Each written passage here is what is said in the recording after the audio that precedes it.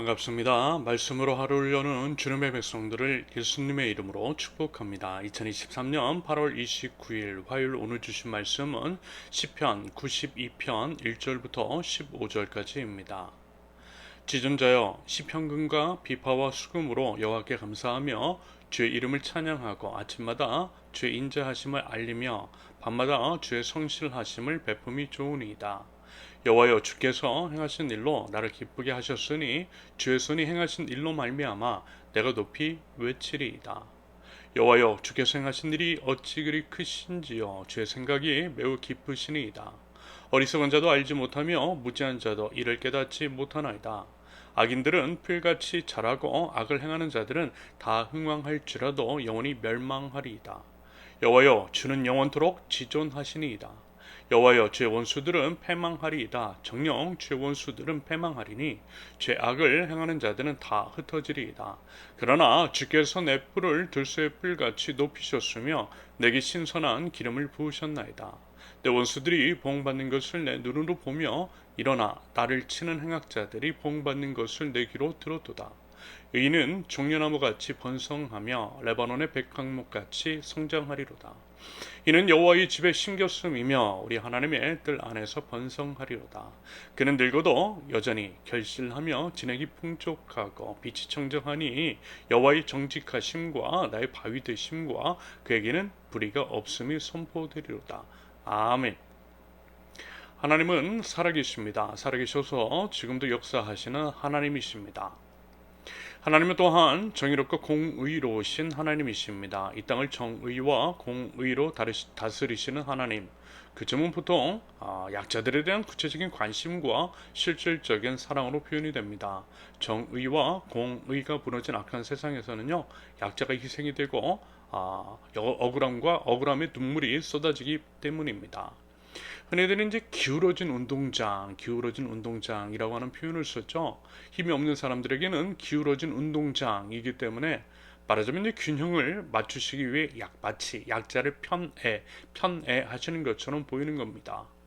사실 하나님은요, 약자든 강자든 빈부 귀천 남녀소도 노소 상관하지 않으시고요, 모든 사람을 차별 없이 공평하게 사랑하시는 하나님이세요.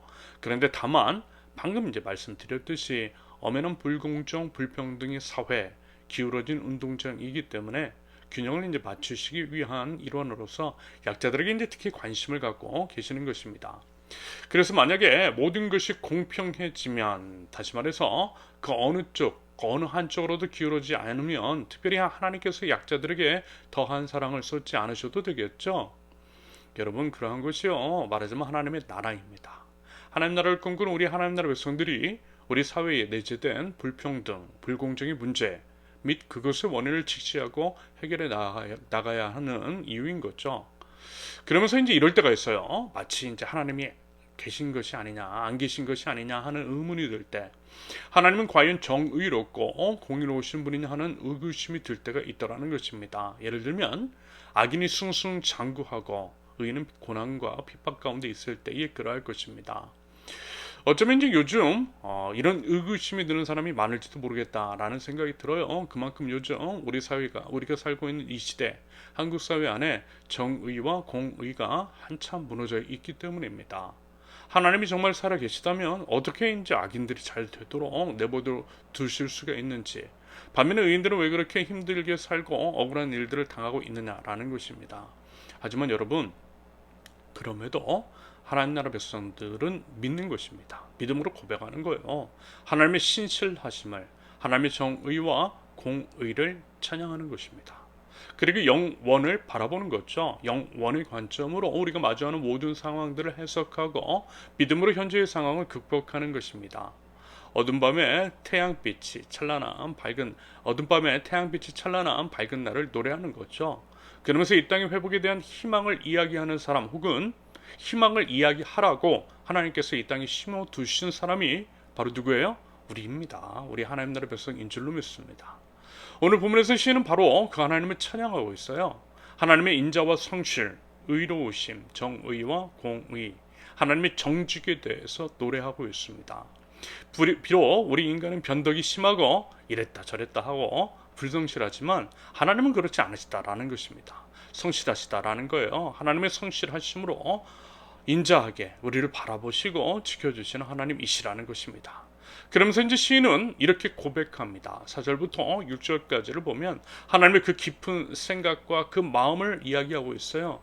여러분 이런 게 있죠?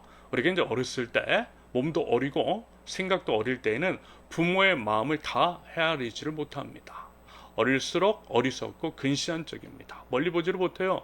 앞만 보고 당장 눈앞에 보이는 것만 생각합니다. 그래서요 서운한 거죠. 당장 자기 욕심을 챙기지 못하니까.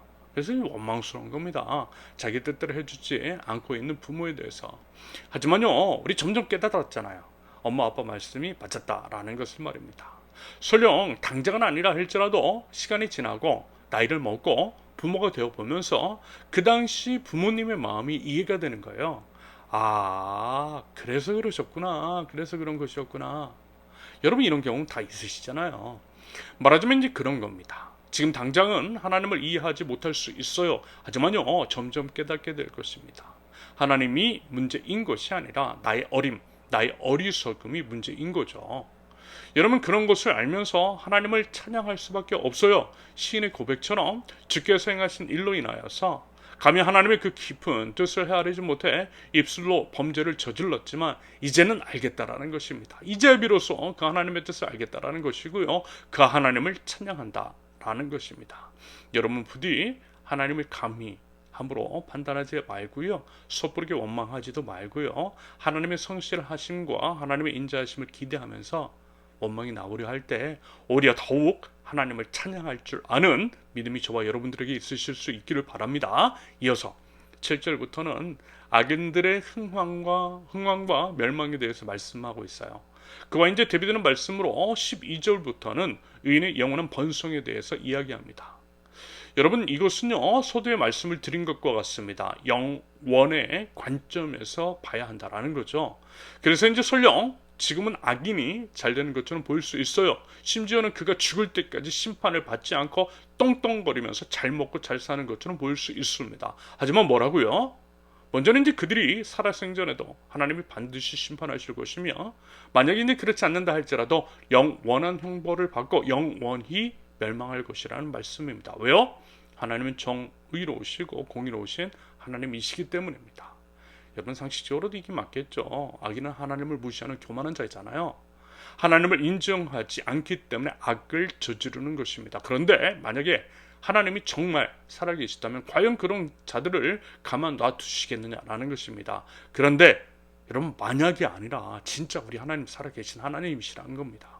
그러므로 당연히 그들을 심판하시고 악을 저지르는 자들이 그들이 이제 저지르는 죄 악에 대한 마땅한 보응을 받는 게 맞는 거죠.